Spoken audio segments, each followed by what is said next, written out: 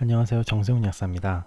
이미 유튜브 개설 초창기에 비슷한 주제를 한번 다뤘었지만 제품 선택 시의 주의점에 대해선 설명이 부족했던 것 같아서 새로 만들었습니다. 먼저 첫 번째로 첨가물 전혀 해롭지 않고 필요하니까 넣는 겁니다. 스테아린산 마그네슘은 몸 안에서 스테아린산과 마그네슘으로 이용될 뿐인 물질들이고 이들은 자연계에도 존재하는 전혀 해롭지 않은 성분들입니다. 이게 해롭다는 근거로 말도 안 되는 용량을 투여해 놓고 T림프구 활성이 떨어졌다는 실험실적 실험을 내세우는데요. 이후에 다른 실험에서 결핵균 대응력이 높아지는 연구가 있었죠. 같은 물질인데 한 실험에서는 면역이 안 좋다고 하고 다른 실험에서는 면역이 좋다고 합니다.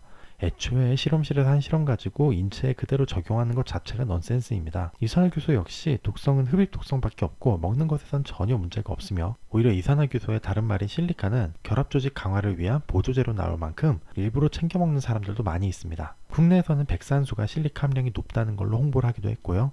백산수가 바보여서 우리 발암물질 많이 들어있다고 홍보했겠습니까? 식이섬유라서 과량 섭취 시 소화가 안 될 수 있는 HPMC가 위장관 부작용을 일으키니 먹으면 안 좋다는 말도 안 되는 소리까지 합니다. 눈에 넣어도 된다고 허가받은 성분인데 말입니다. 이런 첨가물들은 유효 성분들이 골고루 섞여서 매일매일 우리가 같은 양의 성분을 섭취하도록 해주고 그 밖에 습기나 물리적 충격으로부터 제품의 변질이나 파손을 막아주는 역할을 하게 됩니다. 꼭 필요한 곳에 꼭 필요한 양만큼 넣는 거죠. 자, 두 번째로 애초에 화학과 천연의 경계는 매우 모호합니다. 비타민C 메가도즈를 할 때 수천 미리그램 드시잖아요. 드시면서 이거 화학 비타민이지 하면서 한숨 쉬셨을지 모르겠지만 미생물 발효를 통해 얻은 비타민C를 정제하고 농축하는 경우가 많습니다. 이게 화학 비타민C라고 할 수 있나요? 비타민 D 역시 양털이 주 공급원인데 D만 뽑아내면 화학 비타민이라는 어이없는 이름을 붙입니다. 최근 식약처 지침으로 인해서 이제 최소한의 가공만 거쳐도 천연이라는 말 자체를 못 쓰게 되긴 했는데요. 규제가 없기 전엔 참 가관이었습니다. 천연 비타민의 우수성이라고 주장하면서 근거로 제시하는 문헌들을 보면 죄다 천연과 합성의 문제가 아니라 그냥 그 성분 자체의 문제였습니다. 이를테면 생간을 많이 먹고 비타민 A 중독에 걸렸다는 이야기가 가끔씩 들려오는 것과 마찬가지 맥락인 거죠. 과잉 독성이 존재하는 성분들은 애초에 회사가 바보가 아닌 이상 독성을 일으킬 만큼 고함량으로 만들지도 않습니다. 화학과 천연 비타민 이런 프레임으로 나누는 게 중요한 게 아니라 어떤 비타민을 얼마나 넣었는가 그것이 훨씬 중요하다는 거죠. 부영제 없이 천연 원료만으로 만들었다는 이유로 상당히 비싼 가격에 팔리고 있는 제품들 그럼 먹었을 때 제값을 할까요? 성분 구성 제대로 들여다보시고 구매하고 계십니까? 이러한 제품들의 특성은 첫 번째로 부원료를 엄청나게 다양하게 담는 경향이 있습니다. 보통 천연물 원료를 추출하여 담고 나서 거기 기능성을 부여받을 때 해당 성분으로 얼마나 넣었는지 그리고 지표가 되는 유효 성분이 얼마나 들었는지로 그 효과와 가치를 가늠합니다. 예를 들어서 밀크시슬 제품에 실리마린이 얼마나 들어있다라고 이야기를 하는 방식인 거죠. 간혹 국내에서 받은 기능성이 없는 성분들 같은 경우에 그래도 그 성분에 자신이 있다면 굳이 기능성을 내세우지 않더라도 주성분의 함량을 내세우기도 합니다. 작은 알약에 이렇게 많은 성분을 담아냈다는 것은 바꿔 말하면 이 부원료들은 이도저도 아닌 구색 맞추기에 불과하다는 반증이기도 한 거죠. 그렇다면 기능성 성분은 얼마나 잘 담았을까요? 자, 여기 제품 한 가지 예시를 가져왔는데요. B1이 1.26mg 이건 돼지고기 한 200g 정도에 있는 양이고요. B2 1.35mg은 계란 2개 정도, B6 1.85mg은 참치 170g 정도면 됩니다.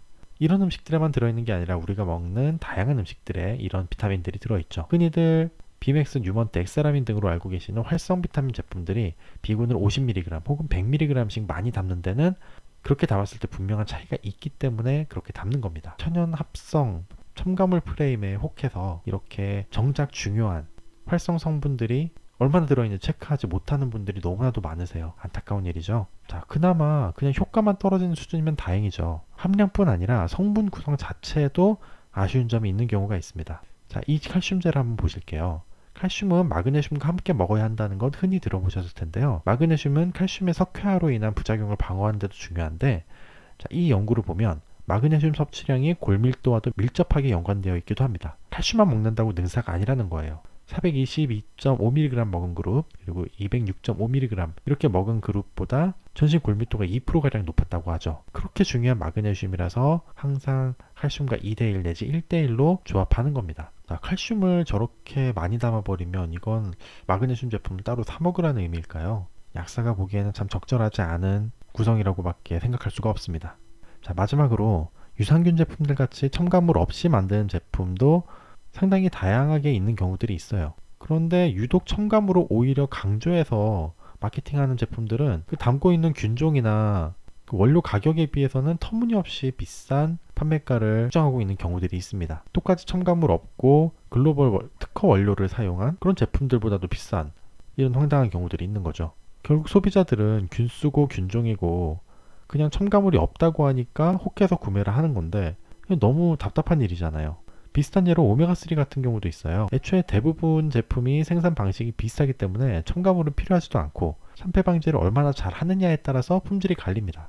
식물성 오일, 크릴 오일, 생선 오일 무엇이든 간에요. 어차피 중금속은 검출되면 허가 자체가 안 나기 때문에 당연히 걱정하실 필요도 없어요. 지금까지 내용을 통틀어서 한 문장으로 요약을 하면 제품별로 중요한 가치는 첨가물의 유무나 천연 원료 사용 여부가 아니라 해당 제품의 컨셉과 섭취 목적에 맞게 성분이 구성되었느냐, 그게 중요한 겁니다. 자, 이번에 그 라니티딘 위장약 식약처 조치 보셨나요? 검출된 NDMA라는 거는 2급 발암물질이기 때문에 1급 발암물질인 가공육, 담배, 술보다도 안전하고 그 검출도 상당히 미량이었어요. 그럼에도 불구하고 국민들의 불안을 해소하기 위해서 전면 판매 중단을 조치했죠. 식약처 그렇게 바보 같고 무책임하지 않습니다. 몇몇 업체들이 첨가물 해롭다고 마케팅 비용 퍼부으면서 도배를 해도 첨가물 금지시키지 않는 데는 다 이유가 있는 거예요. 천연 유래 원료를 썼다거나 부영제를 안 썼다는 걸 제품 컨셉으로 가져가는 것 자체는 제가 상관할 일은 아닙니다. 하지만 그걸 광고하는 과정에서 부영제 사용한 다른 제품들을 나쁜 제품으로 인식하게끔 유도하는 행태는 정말 더 이상 참고 볼 수만은 없어서 이 영상을 만들게 됐습니다. 제 딸에게 먹인다면 먹일 거냐고요? 이미 먹이고 있죠, 당연히. 앞에서 예로 든 유산균이나 오메가3처럼 굳이 그런 첨가물이 필요 없는 제품들도 있고, 그리고 타정이 필요한 튜어블 정제라든가 이런 제품들은 당연히 그런 부영제 들어 있습니다. 해롭지도 않은 부영제 첨가물 피한다고 먹으나 마나 하는 제품을 먹이느니 먹었을 때 의미가 있는 영양제를 먹이는 게 훨씬 가치 있는 소비가 아닐까요? 기억하세요. 싸고 좋은 제품은 없습니다. 하지만 별거 없는 제품을 비싸게 파는 건 얼마든지 가능합니다. 포장만 잘하면 되거든요. 자, 이상 첨가물 이야기 매번 질문 받을 때마다 설명드리기 힘들어서 그냥 영상으로 만들어버린 정세훈 약사였습니다. 영상이 흥미로웠거나 도움이 되었다면 좋아요, 구독 버튼 부탁드릴게요. 감사합니다.